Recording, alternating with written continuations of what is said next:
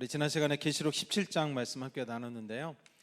많은 물 위에 앉은 큰 음녀의 정체에 대해서 함께 나눴습니다. 여기서 이 큰 음녀의 정체는 좀 자세히 보니까 큰 성 바벨론이었다라고 말씀드렸죠. 하나님 없이 커지고 번성하는 모든 문명을 상징하는 것이 바로 바벨론이라고 하는 것입니다. 여기서 여러분 큰 음녀가 앉아있는 많은 물은 무엇을 의미한다고 그랬죠? 많은 물 위에 앉아 있어요. 이건 상징적인 의미가 있다고 그랬죠. 그것은 바로 모든 나라와 족속과 백성들을 의미한다고 말씀드렸습니다. 이것은 무엇을 의미합니까? 이 땅에 수많은 사람들이 바로 하나님 없이 살아가고 있고 이 음녀와 대항해서 싸우면서 하늘에 소망을 두고 사는 사람들은 상대적으로 많지 않다라는 것을 보여준다고 말씀드렸죠. 그래서 우리는 이 땅을 살아가면서 이 믿음의 주관을 가지고 살아가야 된다라고 말씀드렸습니다. 다른 사람들이 그렇게 한다고 해서 여러분 많은 사람들이 또 그 길로 걸어간다고 해서 우리가 그렇게 동일하게 행해서는 안 된다고 말씀드렸죠. 우리의 모든 기준은 하나님의 말씀인 줄로 믿습니다. 진리라고 하는 것은 시대가 지나도 변하지 않는 것이 진리입니다. 그래서 하나님의 말씀은 진리죠. 그래서 하나님의 말씀대로 우리가 따라가는 것이 이 땅에 바로 이 바벨론의 영향을 받지 않고 사는 것이다라고 말씀드렸습니다. 그래서 진정한 믿음 생활은 때로는 좁은 문, 좁은 길을 걸어가는 것이다 이렇게 말씀드렸죠. 그래서 여러분 성경에 보면요, 믿음 생활하면 아픔이 없다는 구절이 없어요. 그렇죠? 믿음 생활하면 고난이 없다는 구절이 없죠. 그걸 모르고 아마 믿기는 믿으셨을 거예요. 근데 믿음 생활 하다 보면 우리에게 여러분 아픔이 또 고통이 사라지지 않죠. 계속 찾아옵니다. 오히려 압박을 느끼고 세상에서 우리를 자꾸 밀어내는 것 같은 그런 느낌을 가집니다. 하지만 하나님은 그 가운데서도 우리를 패하게 하지 않으시고 항상 이기게 하심이 여러분 끝과 결론이 되게 하신다라고 말씀드렸습니다. 그래서 항상 이기게 하시는 주님을 선택하는 저와 여러분이 되기를 원합니다. 또한 이 큰 음녀가 활동하고 있는 곳이 있다고 그랬는데 그곳이 바로 광야라고 말씀드렸죠. 이 큰 음녀가 왜 광야에서 활동하고 있습니까? 수많은 사람들이 여러분 이 광야에서 무너지고 넘어지기 때문입니다. 또한 이와는 반대로 수많은 사람들이 하나님의 사람들이 진짜 하나님을 만나고 진짜 믿음을 또한 어디에서? 이 광야에서 가지기 때문에 그런 거예요. 그래서 광야는 구원과 멸망이 결정되는 아주 중요한 장소입니다. 그렇기 때문에 이 큰 음녀가 이 광야에서 활동을 하고 있는 거예요. 어떻게 해서든지 그렇죠, 구원을 받지 못하게 하려고. 그래서 이 큰 음녀는 어떻게 해서든지 인간들을 하나님에게서 떨어뜨리고 멸망당하게 하기를 원하기 때문에 광야에서 하나님을 대적하게 만들기 위해서 지금도 활동하고 있다라고 말씀드렸습니다. 여러분 광야는 좀 척박한 곳이죠. 또 여러분 뱀과 전갈과 같은 수많은 죽음의 위험과 파멸이 있는 곳입니다. 또한 물이 없기 때문에 수많은 갈증이 존재하는 곳이에요. 또한 유일한 피난처이고 공급자이신 하나님만을 의지하고 만날 수 있는 곳이 바로 광야라고 말씀드렸죠. 그래서 여러분 광야가 참 힘들긴 한데 우리의 믿음을 정결하게 만들어주고 우리의 믿음이 진짜 믿음이 될 수 있도록 만들어주는 장소가 바로 광야라고 말씀드렸습니다. 그래서 여러분 하나님께 쓰임받는 사람들은 다 필수적으로 어디를 통과했을까요? 그렇죠, 광야를 통과하고 있습니다. 오늘 저와 여러분들도 광야를 지금 통과하고 있죠. 어디가 가나안인지도 모르겠어요. 계속해서 우리는 광야를 걷고 있습니다. 여러분 하지만 광야는 하나님의 음성을 들을 수 있는 곳이고 세상의 독들을 해독하는 장소가 될 수 있다라고 말씀드렸습니다. 또한 하나님의 시간, 우리 광야에서 이스라엘 민족들을 구름 기둥과 불 기둥으로 인도하셨죠. 기둥이 인도하면 가는 거예요. 그래서 하나님이 가라고 하면 가고 쓰라고 하면 쓰는 것이죠. 그래서 하나님의 때를, 카이로스의 때를 배울 수 있는 곳이 바로 이 광야다라고 말씀드렸습니다. 오늘 저와 여러분들이 이 고난이 그냥 고난으로 끝나지 않게 되기를 원합니다. 하나님의 백성으로, 하나님의 도구로, 또 하나님의 또 쓰시는 도구로 여러분 준비되는 그런 광야가 될 수 있기를 주님의 이름으로 간절히 축원합니다. 자, 오늘은 요한계시록 18장을 함께 이제 나누도록 하겠습니다. 요한계시록 17장이 이 큰 성 바벨론, 이 큰 음녀의 정체가 뭐냐라는 것을 우리에게 알려줬다면 이 요한계시록 18장은 이 큰 성 바벨론이 이제 무너지고 멸망해가는 모습을 자세하게 기록하고 있습니다. 자, 먼저 오늘 본문 1절을 한번 같이 읽어보겠습니다. 앞에 있습니다. 시작. 이 일 후에 다른 천사가 하늘에서 내려오는 것을 보니 큰 권세를 가졌는데 그의 영광으로 땅이 환하여지더라. 네, 7대접을 가진 7천사 중에 한 천사가 이제 17장에서 사도 요한에게 이제 뭘 보여줬나요? 뭘 보여줬습니까? 큰 음녀의 정체에 대해서 보여줬죠. 그리고 이제 다른 천사가 하늘에서 내려왔어요. 그리고 이 1절은 그 천사의 모습에 대해서 자세히 기록하고 있습니다. 그 천사를 보면 큰 권세를 가지고 있죠. 큰 권세를 가졌다는 것은 하나님으로부터 직접 부여받은 아주 중요한 임무와 힘을 가진 높은 직급의 천사라는 걸 알 수가 있습니다. 여러분, 천사들도 직급이 있잖아요. 또 바벨론의 완전한 멸망을 선포하기에 아주 합당한 능력을 가지고 있는 천사임을 의미합니다. 자, 이 천사가 하나님과의 친밀함과 온전한 순종의 모습을 가지고 있었기 때문에 직급도 높았지만 또 이 땅에 오니까 특징이 있죠. 이 천사가 땅으로 내려오니까 어떻게 됐어요? 여러분, 하나님의 영광인, 하나님의 속성인 영광이 풀어지고 땅이 어떻게 됐어요? 밝아지게 되었다, 환하게 되었다, 이렇게 기록하고 있습니다. 여러분, 땅이 환해졌다는 것은 어둠이 물러가고 굴복하는 권세가 이 땅에 나타났다는 것을 의미합니다. 여러분, 오늘 본문은 이 땅에서의 우리의 사명이 무엇인지를 조금 알 수 있게 해줍니다. 우리가 여러분 하나님께 가까이 갈수록, 우리가 하나님과 친밀해질수록 우리 안에 하나님의 영광의 빛이 임하게 됩니다. 그래서 우리가 가는 곳이 바로 어떻게 되냐, 밝아지고, 이 천사가 임했을 때 밝아진 것처럼 이 땅이 환해지고 밝아지게 되는 것입니다. 여러분, 이 내가 가는 곳이 환해진다, 이게 어떤 의미일까요? 머리에다 LED를 막 달고, 여러분, 그런 의미일까요? 자, 이 환해진다는 단어와 똑같은 단어가 사용된 곳이 있습니다. 바로 고린도전서 4장 5절 말씀입니다. 앞에 있죠? 한번 읽어보겠습니다. 시작. 그러므로 때가 이르기 전 곧 주께서 오시기까지 아무것도 판단하지 말라. 그가 어둠에 감추인 것들을 드러내고 마음의 뜻을 나타내시리니 그때 각 사람에게 하나님으로부터 칭찬이 있으리라. 네, 여기 보시면은 환해진다는 말이 없어요. 그죠? 밝아진다는 말이 없죠. 예, 우리 말씀 다시 한번 띄워주시고 우리 성도들 한번 찾아볼 수 있도록, 테스트입니다. 자, 눈이 좋으신 분들은 알 수 있습니다. 여기서 여러분, 환해진다라는 단어와 똑같은 단어가 어디에 쓰여져 있을까요? 막 지금 다 달라요. 입이 막 따로 늘죠. 뭘까요?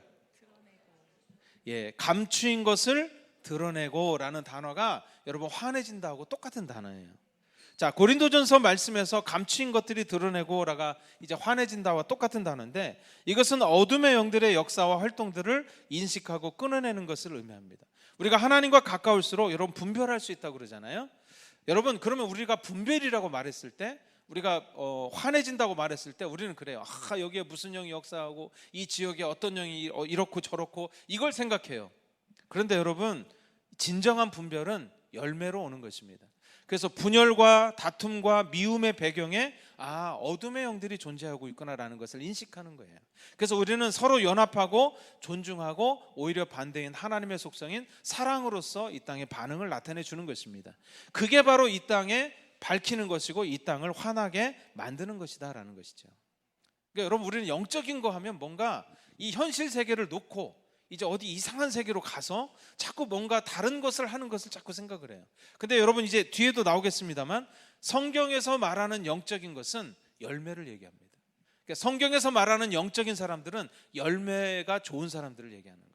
그래서 오늘 이 땅에 영적으로 하나님과 가깝기 때문에 이 땅이 환해진다, 여러분, 어둠의 영을 분별한다, 어둠의 영을 드러낸다라는 말에는요, 바로 이 땅에서 좋은 열매, 하나님의 열매를 나타내줘서 이 땅이 더 환해지고 하나님의 사랑으로 또 기쁨으로 채워지게 되는 것을 의미한다고 하는 것입니다. 그래서 여러분, 이게 우리의 사명이고 의무예요. 여러분들이 가는 곳마다 빛이 임하고 예수님의 영향력이 나타나는 거. 그렇죠. 이번 컨퍼런스 때 여러분 막 보니까 제가 우리 강사님이 이제 저랑 이제 친구가 나한테 계속 친구라고 그래요. 내가 볼 땐 내가 나이가 많은 것 같긴 한데 아무튼 친구라고 해서 그냥 친구 먹기로 했어요. 그런데 이분이 이제 뭐 유튜브나 이런데 이제 페이스북에 올리잖아요. 올리면 보면 이번 여주에서도 보니까 우리 여기서 막 춤추고 했던 것이 또 음악을 틀어놓고 막 춤추더라고요. 그래서 와, 우리 교회도 이제 기쁨이 오겠구나. 우리 교인들이 너무 즐겁겠구나. 그리고 이제 제가 금요일날 예배를 기대하는 마음으로 왔습니다. 근데 여러분이 여러분 절대 이렇게 그 줏대를 꺾지 않으시더라고요. 여전히 내가 이 기쁨을 이제 받아들이지 않고 예전의 모습을 간직하리라는 분이 한두 분 정도만 있었어요, 여러분. 그렇죠? 예. 그래서 우리가 여러분, 빛이 임한다는 건 무엇입니까? 여러분, 기쁨이 임한다는 거예요. 여러분 빛이 임하고 이 땅이 환해진다는 건 뭐예요? 하나님의 사랑이 임한다는 거예요. 그래서 우리가 가는 곳에 환해진다 이 말은 여러분 우리가 가는 곳에 하나님의 사랑이 나타나고 하나님의 기쁨이 나타난다는 거예요. 절망이 있는 곳에 소망을 줄 수 있고, 그렇죠? 넘어져가는 사람들을 일으켜 줄 수 있는 것이 바로 이 땅에서 진정한 영적인 일이고 바로 하나님의 일이다라는 것을 알 수가 있습니다. 이해되시죠? 그게 여러분 우리가 이 땅에서 행해야 될 그런 사명이라는 거예요. 자, 계속해서 오늘 보면 2절을 한번 같이 읽어봅니다. 앞에 있습니다. 시작. 힘찬 음성으로 외쳐 이르되 무너졌도다 무너졌도다 큰 성 바벨론이여, 귀신의 처소와 각종 더러운 영이 모이는 곳과 각종 더럽고 가증한 새들이 모이는 곳이 되었도다. 네, 힘찬 음성은 1절의 큰 권세와 같은 의미입니다. 자, 모든 것을 주관하시는 하나님으로부터 힘과 임무를 부여받았기에 반드시 이루어지고 성취되는 확실한 음성을 의미합니다. 자, 무엇에 대해서 외치고 있죠? 큰 성 바벨론이 어떻게 된다고 외치고 있죠? 무너질 것이다 이렇게 외치고 있어요. 그리고 이어서 왜 큰 성 바벨론이 무너지고 망하게 되었는지의 그 이유를 설명하고 있죠. 자, 큰 성 바벨론은 먼저 귀신의 처소가 되었고, 그 다음에 각종 더러운 영이 모이는 곳이 되었고, 각종 더럽고 가증한 새가 모이는 곳이 되었다. 그렇기 때문에 큰 성 바벨론은 무너지게 되었다 이렇게 말하고 있죠. 여러분 여기서 세 가지가 나오잖아요. 귀신, 그 다음에 더러운 영, 더럽고 가증한 새. 이 차이가 뭘까요, 여러분? 예, 여러분 차이가 없습니다. 같은 의미예요.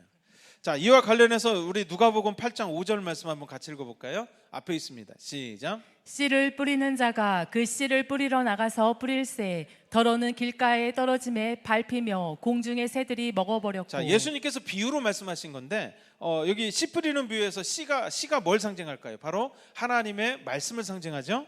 자, 이 말씀을 누가 먹는다고 그랬어요? 공중의 새들이 여기서 새가 뭘까요, 여러분? 예, 바로 어둠의 영, 바로 가증한 모습을 한 그죠? 어둠의 영을 상징적으로 나타내 주는 거예요. 그러니까 여기서 이 말했던 오늘 귀신, 더러운 영, 더럽고 가증한 새는 모두 어둠의 영들, 바로 귀신들을 의미하는 것입니다.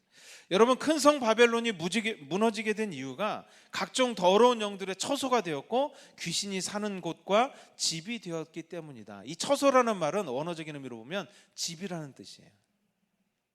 자, 헬라어 원어에 이 처소라는 단어가 똑같이 또 사용된 곳이 있습니다. 에베소서 2장 22절 말씀인데요. 한번 읽어보겠습니다. 시작. 너희도 성령 안에서 하나님이 거하실 처소가 되기 위하여 그리스도 예수 안에서 함께 지어져 가느니라. 네, 에베소서에도 처소라는 말이 나오죠. 그러니까 이 사도 바울은 에베소서에서 우리가 성령 안에서 하나님이 거하실 집, 하나님이 거하실 처소로 지어져 간다 이렇게 말씀하고 있잖아요. 그리고 앞에는 또 이 바벨론이 귀신의 집이 됐다고 그랬잖아요. 그러니까 결국은 우리 인간에게는 두 가지 종류의 집으로 지어져 갈 수 있음을 우리에게 보여주고 있는 것입니다. 어둠의 영이 거하는 귀신의 집이 지어지든 아니면 이와는 반대로 성령님이 거하실 집이 지어진다는 거예요. 아, 나는 둘 다 싫어. 귀신의 집도 아니고 성령의 집도 아니야. 여러분 이렇게 말하시지만 중간지대는 없어요. 여러분 둘 중에 하나입니다. 오직 둘 중에 하나의 선택만 있습니다. 모든 사람은 오직 이 두 가지의 모습만 있다는 거죠. 또한 사도 바울은 여러분 오늘 말씀에서 에베소서에서 뭐라고 그랬냐? 바울은 지어져 간다 이런 말을 썼죠. 이게 헬라어 문법적으로 보면 현재형 수동태인데 여러분 학교에서도 공부 안 하셨으면 좀 힘드시잖아요. 몰라도 돼요. 근데 중요한 거는 뭐냐? 이미 완성된 것이 아니라 계속해서 지어져 가는 과정 중에 있음을 보여주고 있습니다. 앞에서 인간에게는 오직 두 가지의 모습만 있다고 말씀드렸죠. 귀신의 집이 되거나 그 다음에 또 뭐죠? 성령님의 집이 되거나. 그런 의미에서 우리가 성령님이 거하시는 집이 되어져가는 과정에 있다는 것은 여러분 우리는 모두 하나님이 없으면 다 귀신의 영향을 받게 되어 있는 거예요. 어둠의 영들의 영향력을 받으면서 살아갑니다. 하지만 우리가 성령님의 집으로 변해져 간다는 것은 이제 더 이상 어둠의 영들이 우리 삶에 거하지 않도록 우리가 어둠의 영과 싸워서 이겨서 결국은 성령님께서 계속 머물 수 있도록 몰아내야 된다는 것을 포함하고 있는 말인 거죠. 그래서 오늘 본문의 큰 성 바벨론과 같이 귀신의 집이 되면 결국 멸망당하고 무너지기 때문에 계속해서 우리에게 영향을 주고 역사는 어둠의 영들과 우리가 싸우고 물리치고 성령님의 인도함을 따라야 함을 사도 바울은 말하고 있는 것입니다. 여러분 빈 곳은 무엇인가 자꾸 채워지더라고요. 저희 집 주변에 아직 많이 지어지지 않아서 그런지 참 풀이 많이 자라요. 그리고 심지어는요, 이 칡넝쿨인 것 같아요. 칡넝쿨이 도로를 반절 이상을 덮었어요. 그래서 분명히 도로가 2차선이었는데 지금 1차선이 됐어요. 그래가지고 막 너무 막, 그리고 제가 한번 이렇게 좀 쳐보려고 했는데 오늘 하루 쳤다고 그래 다음 날 가보면 또 나와 있어요. 야, 정말 성장력이 너무 강하더라고요. 그래서 계속 쳐내야 돼요. 계속 정리하지 않으면 여러분 이제 그곳은 아마 다른 것으로 채워질 거라는 생각이 듭니다. 그래서 여러분 이건 저는 영적인 것도 마찬가지라고 생각해요. 우리는 계속해서 어둠의 영들과 싸워야 될 줄로 믿습니다. 싸우는 것을 멈추고 성령님을 의지하여 기도하는 것을 멈춘다면 우리는 점점 다시 예전의 모습, 귀신의 집으로 귀신의 영향력을 받는 그런 삶으로 나아가게 될 것입니다. 그래서 멈추지 말고 매일매일 계속해서 성령님이 구하실 수 있도록 싸워야 된다. 그래서 사도 바울은 우리가 성령의 전으로 지어져 만들어져 가고 있다, 이렇게 표현한 것이죠. 그래서 오늘 저와 여러분들이 여러분 멈추지 말고 계속 싸울 수 있는 은혜가 있기를 바랍니다. 자, 계속해서 오늘 보면 3절을 같이 읽어봅니다. 앞에 있습니다. 시작. 그 음행의 진노의 포도주로 말미암아 만국이 무너졌으며 또 땅의 왕들이 그와 더불어 음행하였으며 땅의 상인들도 그 사치의 세력으로 치부하였도다 하더라. 자, 바벨론 성의 멸망 원인을 3절에서는 더욱 구체적으로 설명을 하고 있습니다. 이것은 또한 귀신의 집이 된 것이 어떤 모습인지를 보여주고 있습니다. 여러분, 우리가 귀신의 집이 됐다 그러면 뭘 생각하냐? 이 전설의 고향에 나오는 거, 좀 으시시하고 좀 음침한 분위기의 모습을 좀 상상할 수 있죠? 근데 여러분 오늘 3절의 모습을 한번 보십시오. 귀신의 집이 된다는 것은 오늘 3절의 모습과 같이 된다는 거예요. 3절에 기록된 음행은 하나님을 가장 중심에 섬기지 않고 하나님이 가장 최고의 위치에 있지 못하는 그런 마음을 의미하고 있습니다. 하나님을 잃어버리는 대가로 땅의 왕들은 세상의 권력을 잡게 되었고 땅의 상인들은 모든 수단과 방법을 가리지 않고 자신의 부여를 얻게 되었다고 기록하고 있습니다. 여러분, 이것이 바로 귀신의 집이 된 모습이에요.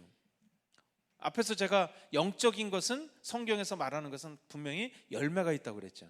우리가 여러분 귀신의 집 하면 뭔가 막 으시시하고 뭔가 막 그런 분위기를 생각하는데, 하나님 없이 오직 물질만을 위해서 살아가는 사람, 또 뭐예요? 하나님 없이, 그렇죠, 세상의 권력을 취한 사람들이 바로 귀신의 집이다라고 성경은 말하고 있다는 것입니다.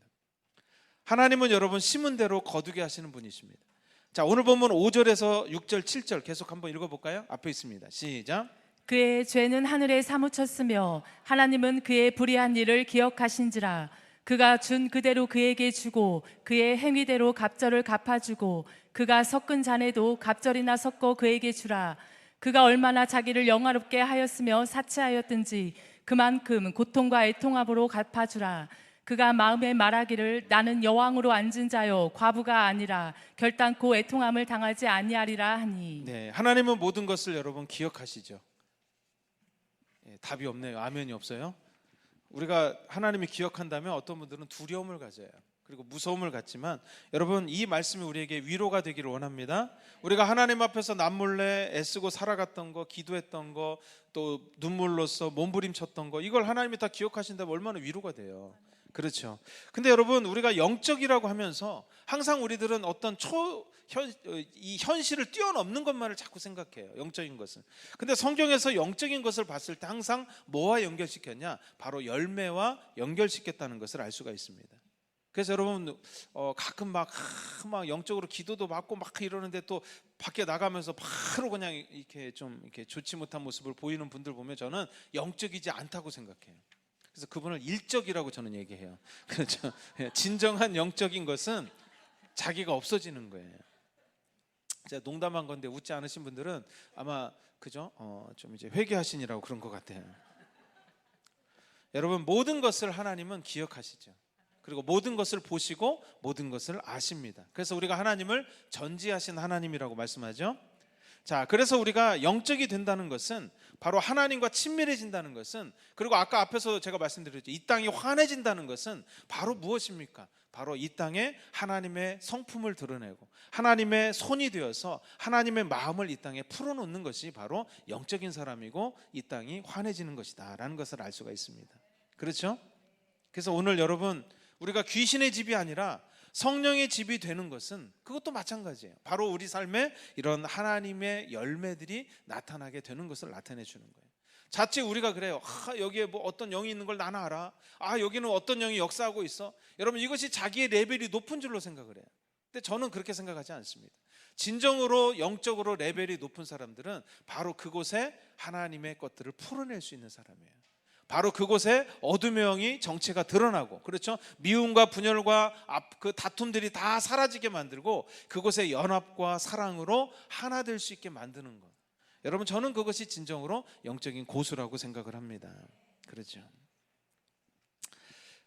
오늘 본문에 보면요, 하나님께서 여러분 그죠? 모든 것을 다 보고 계시고 그대로 갚아주시겠다, 그렇게 말합니다.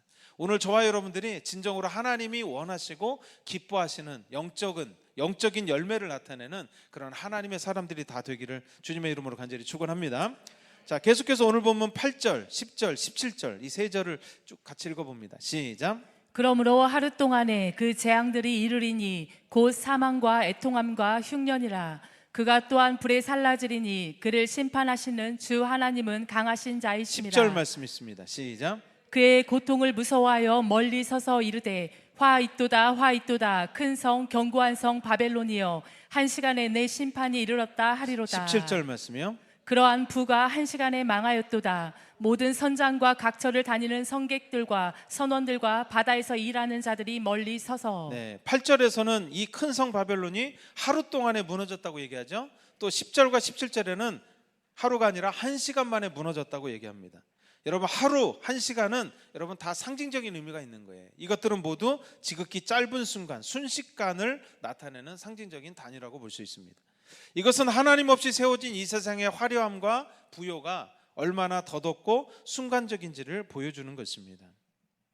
여러분, 19절 말씀 한번 읽어볼까요? 앞에 있습니다. 시작. 티끌을 자기 머리에 뿌리고 울며 애통하여 외쳐 이르되 화 있도다 화 있도다 이 큰 성이여 바다에서 배부리는 모든 자들이 너희 보배로운 상품으로 치부하였더니 한 시간에 망하였도다. 네, 여기 치부했다는 것은 부를 축적했다 이 말이에요. 그렇죠? 19절은 자신의 일생 동안 오랜 시간 동안 자신의 모든 땀과 노력을 다 쏟아부었는데 그것이 여러분 한 시간 만에 한순간에 무너지고 사라지는 것을 보고 슬퍼하고 애통하는 모습을 볼 수 있습니다. 그러니까 하나님 없이 뭔가 막 잘 되고 번성하는 것을 우리는 막 추구하고 있는데 여러분, 그걸 쌓는 데는 참 오래 걸릴 수도 있잖아요. 자기가 그것을 위해서 자기 평생을 바치고 자기 모든 노력을 쏟아부을 수 있는데 망할 때는 여러분 한 시간에 망한다는 거예요. 망할 때는 한순간에 망하게 된다, 이렇게 얘기하고 있습니다. 누가복음 12장에 보시면 예수님께서 말씀하신 한 부자의 비유를 여러분 기억하실 것입니다. 한 부자가 밭에 소출이 너무 많이 풍성했어요. 그래서 곡식 쌓아둘 곳이 없었죠. 그래서 이곳에 곡간을 허물고 이제 더 못 쌓겠다, 더 곡간을 크게 지어야 되겠다. 그래서 곡간을 크게 집니다. 그리고 이제 쉬고 마시고 즐거워하자라고 이렇게 얘기합니다. 내 인생은 이제부터 놀았어, 이렇게 얘기합니다. 그런데 하나님께서 그렇게 말씀하시죠. 어리석은 자여, 오늘 밤에 내 영혼을 도로 찾아갈 것이다, 이렇게 말씀하십니다. 그리고 뭐라고 그러죠? 마지막에 보물을 결코 이 땅이 아니라 그렇죠, 하늘에 쌓아두라, 이런 교훈을 주시죠. 자, 누가복음 12장 21절 그리고 33절 한번 읽어볼까요? 확인해 보겠습니다. 시작. 자기를 위하여 재물을 쌓아두고 하나님께 대하여 부요하지 못한 자가 이와 같으니라. 33절 말씀이요. 너희 소유를 팔아 구제하여 낡아지지 아니하는 배낭을 만들라.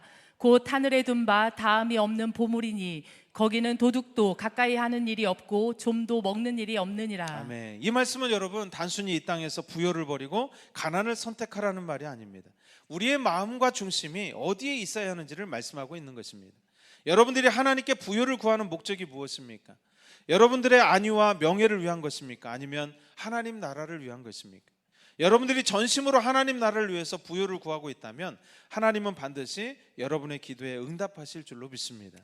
그리고 주신 것들을 이 땅이 아닌 하늘에 심고 여러분은 계시리라고 저는 생각합니다. 제가 우연히 그 유튜브에서 여러분 가수 송대관 씨가 복음성가 부르는 것을 들었어요. 근데 이상하게요, 그 정말 옛날 노래거든요.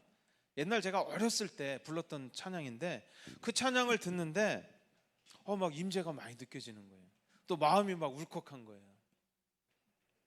여러분 아시는지 모르겠어요. 나중에 한번 여러분 유튜브로 검색해 보세요. 제가 오늘 설교 시간에 한번 틀어질까 하다가 그거는 여러분 각자 여러분 들으시면 좋을 것 같아요. 송대관의 용사소서, 자, 어떻게 시작하냐? 주님 것을 내 것이라고 고집하며 살아왔네. 이분이 약간 트로트 가수잖아요. 근데 목소리도 걸쭉해요. 주님 것을 막 이러면서 불러요. 예. 근데 그냥 저도 진짜 옛날 노래인데 그 찬양을 듣는데 굉장히 좀 울컥하더라고요. 그래서 왜 그런가 했더니 그 찬양 가운데 이분의 신앙 고백이 있고 또 이분의 그 마음이 담겨져 있기 때문이 아닌가 이런 생각이 들었습니다. 여러분 오늘 식사 시간에 한번 꼭 들어보시면 식사하시고 참 좋을 것 같아요.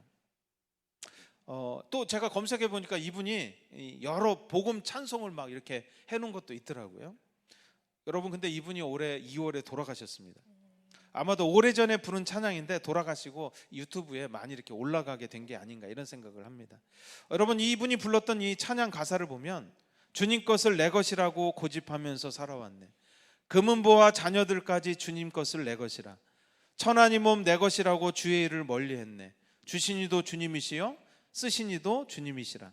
아버지여 철없는 종을 용서하여 주옵소서. 맡긴 사명 맡긴 재물을 주를 위해 쓰렵니다. 세상 유혹 멀리하고 주의 일만 하렵니다. 뭐 이런 내용이에요. 잘 모르시는 것 같아요. 한번 꼭 들어보세요. 예. 오늘 본문 계시록은 이 땅을 살면서 참 지혜롭게 사는 것이 무엇인지를 우리에게 보여주고 가르쳐주고 있습니다. 수많은 사람들이 자신의 모든 힘과 땀을 이 세상의 명예와 부요를 위해서 사용하면서 살아가고 있습니다. 하지만 그런 것들은 여러분 한 시간 그리고 하루 만에 오늘 계시록에 하면 모두 사라질 수 있다는 것입니다. 오직 하늘에 쌓은 보호와 부요만이 영원히 사라지지 않고 남을 수 있다고 우리에게 말씀하고 있습니다. 그동안 저도 부요에 대해서 기도를 잘 못했었어요. 저도 이제 뭐 부요에 대해서 기도는 하지만 또 쓰실 것을 주님께서 또 그때그때 공급해 주셔서 그렇게 간절하게 기도를 못했는데 제가 최근에 이제는 하나님 나라를 위해서 사용될 부요를 위해서 다시 기도가 많이 나오더라고요. 그래서 하나님과 이 땅에 하나님의 꿈과 비전을 이루기 위한 물질을 위해서 다시 많이 기도하게 되었습니다. 그래서 주님 막 구체적으로 액수를 거하면서 기도하고 있어요. 어차피 여러분 세상 말로 지르는 거잖아요.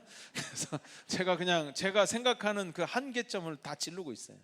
내가 생각한 것보다 더 많이 구하면 다 주시니까. 근데 저의 목적은 정말 제가 하나님 나라를 위해서 하고 싶은 것들이 있기 때문에 그래요. 예수님의 말씀처럼 결코 낡아지지 않은 하늘의 배낭을 여러분과 제가 만들었으면 좋겠습니다. 그렇죠. 그래서 오늘 이 땅에 하나님께서 여러분을 보내신 목적들이 분명히 있거든요. 그리고 여러분에게 주신 부의 목적이 분명히 있어요. 근데 큰 성 바벨론은 오직 자기만을 위해서, 오직 자기의 명예를 위해서 하나님 없이 계속해서 부유를 쌓았기 때문에 결국 그것이 한순간에 무너지고 말게 되었다는 거죠. 아무것도 남는 게 없는 거예요. 마치 여러분 뭐 비유로 치자면 막 은행도 못 믿잖아요, 요즘은. 그죠? 그래서 막 5만 원권을 막 지하를 파고 거기다가 몇십억을 해놨는데 여러분 불이 났어요. 그래서 다 타버렸네. 그렇죠? 예. 여러분 그거와 똑같은, 그걸 볼 때 여러분 마음이 어떨까요? 자기 평생을 바쳐서, 아니면 또 다른 예로 들면 막 이제 뭔가 먹고 살면서 뭔가 다 이루었는데 갑자기 이제 몸이 좀 죽을 병에 걸린 거예요. 제가 여러분 악담하는 게 아니라, 그래서 우리가 그런 얘기들을 보면서 내가 무엇을 중심으로 무엇을 위해서 살아야 되겠는가라는 것들을 여러분이 좀 생각하시면 좋겠다라는 의미에서 이런 말씀을 좀 드립니다. 여러분의 모든 삶이, 여러분 오늘 본문의 그 예수님의 말씀이 참 재밌죠. 낡아지지 않는 하늘의 배낭. 그렇죠, 여러분. 그런 배낭이 오늘 저와 여러분의 있게 되기를 주님의 이름으로 간절히 축원합니다. 자, 오늘 본문 4절 한번 같이 읽어보겠습니다. 앞에 있습니다. 시작. 또 내가 들으니 하늘로부터 다른 음성이 나서 이르되 내 백성아 거기서 나와 그의 죄에 참여하지 말고 그가 받을 재앙들을 받지 말라. 아멘. 저는 오늘 말씀을 준비하면서 오늘 본문 4절이 계속 눈에 들어왔습니다. 하나님의 마음이 느껴졌기 때문에 그렇습니다. 하늘로부터 여러분 내 백성아 라고 부르실 분은 오직 한 분밖에 없죠. 바로 우리의 아버지가 되시고 우리를 너무나도 사랑하시는 하나님 한 분밖에 없습니다. 오늘 본문 4절은 우리 인간을 향하신 하나님의 간절한 마음이고 간절한 외침이라고 볼 수 있습니다. 재앙의 한가운데서 멸망당하는 인간들을 보시면서 여러분 웃으시는 하나님이 아니십니다. 바로 눈물로 외치시는 사랑의 마음이 바로 오늘 본문 4절이라고 저는 생각합니다. 사실 오늘 말씀을 준비하면서 말씀을 전할 게 별로 없는 거예요.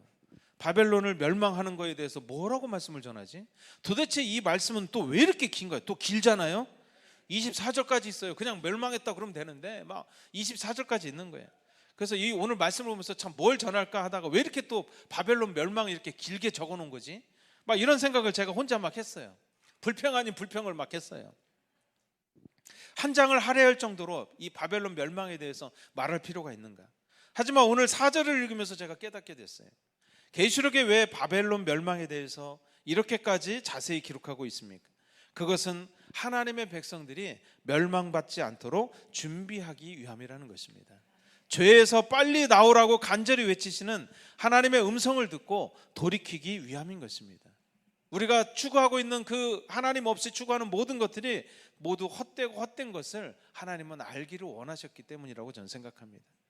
계시록에는 멸망의 직전까지도 끝까지 인간을 포기하지 않으시는 하나님의 사랑을 기록한 책이라는 것을 우리가 알 수가 있어요. 그렇죠? 그래서 오늘 이 4절은 계시록 전체의 목적이기도 해요. 계시록을 통해서 근데 참 우리가 알 수 있는 또 한 가지 안타까운 사실이 있죠. 이렇게 하나님께서 끝까지 그 기회를 주시고 끝까지 사랑을 베풀고 있음에도 불구하고 사람들의 마음이 너무 강팍한 거예요. 그래서 하나님의 음성을 듣지 못하고 결국은 멸망의 자리로 들어가게 된다는 것입니다. 그런 의미에서 여러분들에게 들을 기가 있다는 것은 저는 정말 축복 중에 축복이라고 생각합니다. 또한 돌이킬 수 있다는 것은 은혜 중에 은혜라고 생각합니다. 또한 오늘 말씀을 준비하면서 또 떠오르는 예수님의 그 말씀이 있었거든요. 바로 예수님의 비유도 있지만 구약에 나오는 소돔과 고모라에 살았던 롯의 처의 모습이었습니다. 바벨론 성의 무너짐을 보면서 하나님 없이 살아왔던 지난날의 모습을 회개하고 돌이키는 것이 아니라 그동안에 쌓아왔던 것이 여전히 마음에 두고 있는 롯의 처의 모습이 여러분 마지막 때에 여러분 사실은 신앙인의 모습일 수 있다는 것입니다. 계시록은 마지막 때의 모습을 기록하고 있습니다. 예수님께서 이 마지막 때에 분명히 롯이 거했던 소돔과 고모라의 모습과 같게 될 것이다 이렇게 얘기했어요. 그리고 여러분 그 뒤에 뭐라고 말씀하셨냐? 롯의 처를 기억하라 이렇게 말씀하셨어요. 자, 우리 누가복음 17장 29절에서 33절까지 말씀 한번 읽어봅니다. 앞에 있습니다. 시작. 롯이 소돔에서 나가던 날에 하늘로부터 불과 유황이 비오듯 하여 그들을 멸망시켰느니라. 인자가 나타나는 날에도 이러하리라. 그날에 만일 사람이 지붕 위에 있고 그의 세간이 그 집 안에 있으면 그것을 가지러 내려가지 말 것이요 밭에 있는 자도 그와 같이 뒤로 돌이키지 말 것이니라. 롯의 처를 기억하라. 무릇 자기 목숨을 보전하고자 하는 자는 잃을 것이요 잃는 자는 살리리라. 네, 여기 보니까 예수님께서 이 마지막 때가 되면 불과 유황으로 비가 오듯이 막 멸망하듯이 우리 마지막 때는 이렇게 될 것이다 이렇게 말씀하죠. 그리고 뒤에 뭐라고 그랬어요? 롯의 처를 어떻게 하라고요? 기억하라. 여러분 이 롯의 처를 기억하라 라는 말의 원어적인 의미가 뭔지 아세요? 여러분 따라해 보겠습니다. 연습하라. 예, 정말 다른 뜻이죠.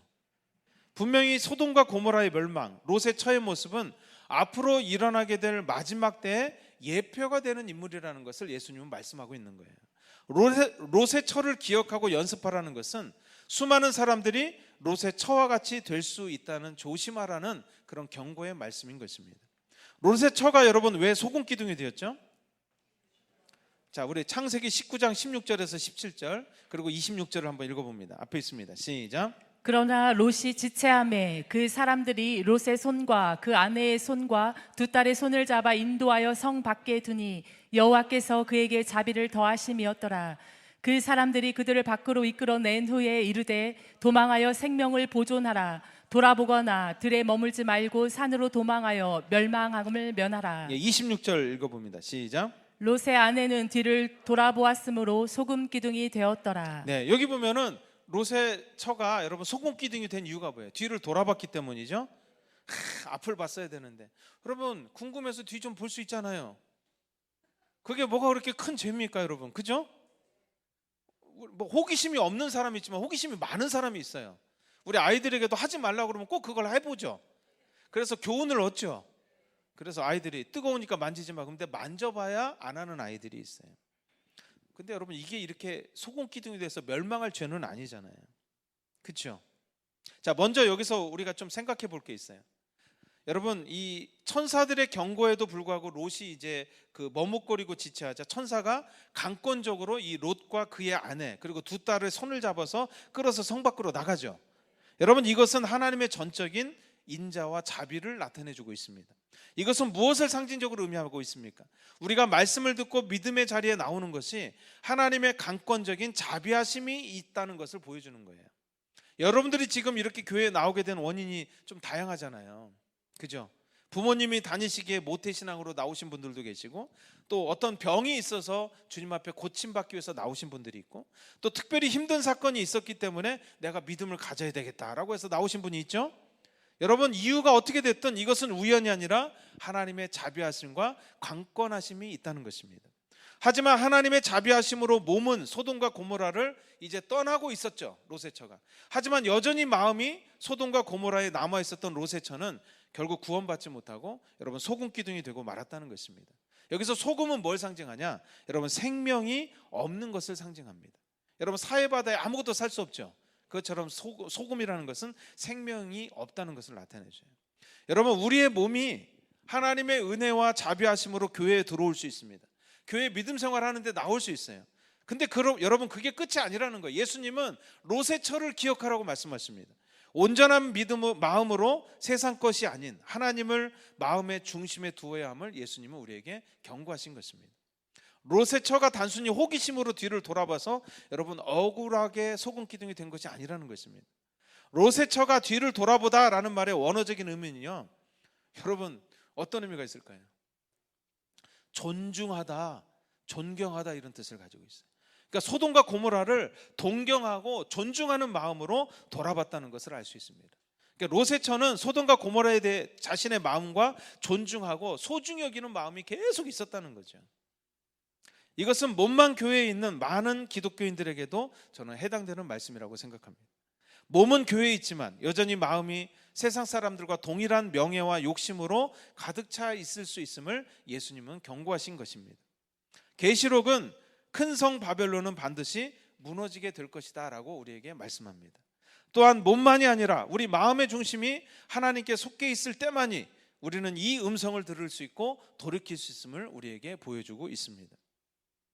오직 신랑 되신 예수님께 우리의 모든 마음을 드리고 나의 삶이, 우리 고 송대관 가수가 노래했듯이 주님 것을 내 것이라고 주장하지 않고 주님 앞에 내 모든 삶을 드리는 것, 여러분 그때 우리는 멸망하지 않고 하늘에 심겨진 씨앗으로 승리하게 될 것이라고 오늘 계시록은 우리에게 말씀해주고 있다고 생각해요. 그러고 보니까 계시록은, 여러분 제가 계시록을 한 4번째 말씀을 전하나 그런데요, 사랑의 책이라는 생각이 많이 들어요. 그래서 오늘 제목을 원래는 여러분 예전에 제가 설교할 때는요 바벨론의 멸망이었어요. 막 멸망에 초점을 줬는데 오늘 여러분 설교 제목이 뭐죠? 그렇죠. 이거 보니까 이 바벨론의 멸망에 대해서 이렇게 자세히 설명하신 것은 우리들이 멸망하지 않기를 원하시기 때문에 그런 거예요. 내 백성아 이제 그곳에서 나와라. 이제 그 자리에서 나와라. 내 백성들아, 내가 너를 너무 사랑하는데 지금의 자리는 멸망의 자리다. 빨리 주님에게로 돌아와서 이제 내 마음과 정성을 다해서 나와 함께 승리하는 자리로 나아가게 원한다라는 것이 오늘 저는 계시록의 전체적인 주제라고 생각을 합니다. 그리고 하나님의 마음이라고 생각해요. 오늘 말씀이 여러분들에게 어떻게 들렸는지 모르겠습니다. 하지만 저는 저와 여러분에게 주시는 레마의 말씀이라고 생각합니다. 여러분, 우리가 하늘에 정말 심겨진 씨앗들을 우리가 심지 못했다면, 이 땅의 육적인 것들을 여러분 위에서만 살아왔다면, 이제는 여러분이 이제 거기서 나오라고 주님이 말씀하십니다. 그렇죠? 그래서 여러분들 롯의 처와 같이 되면 안 돼요. 우리가 몸은 교회에 있지만 마음이 여전히 세상에 있다면 우리는 롯의 처와 같은 그런 마지막 결론을 맞이하게 될 줄로 믿습니다. 그래서 오늘 계시록은 경고이면서도 저는 사랑이라고 생각해요. 내 백성아 이제 거기 있지 말고, 지금의 이 세상의 자리에 있지 말고, 세상의 부요의 자리에 있지 말고 거기서 나오라고 하시는 하나님의 여러분 부르심과 콜링이 오늘 저와 여러분들에게 있다고 생각을 합니다. 오늘 하나님의 음성에 순종하고 돌이키면서, 지금 늦지 않았죠? 여러분 지금 늦지 않았습니다. 지금도 하나님은 계속 말씀하십니다. 우리의 마음이 하나님의 은혜가 있고 성령님의 감동이 있다면, 또 성령님의 전으로 지어져 가고 있다면 우리는 이 하나님의 음성을 듣고 순종하면서 나아가는 하나님의 백성들이 될 줄로 믿습니다. 그래서 오늘 내 백성아 거기서 나와, 나와 함께 가자라는 주님의 음성이 모두 들려지는 오늘 저와 여러분이 되시기를 주님의 이름으로 간절히 축원합니다. 함께 기도하겠습니다.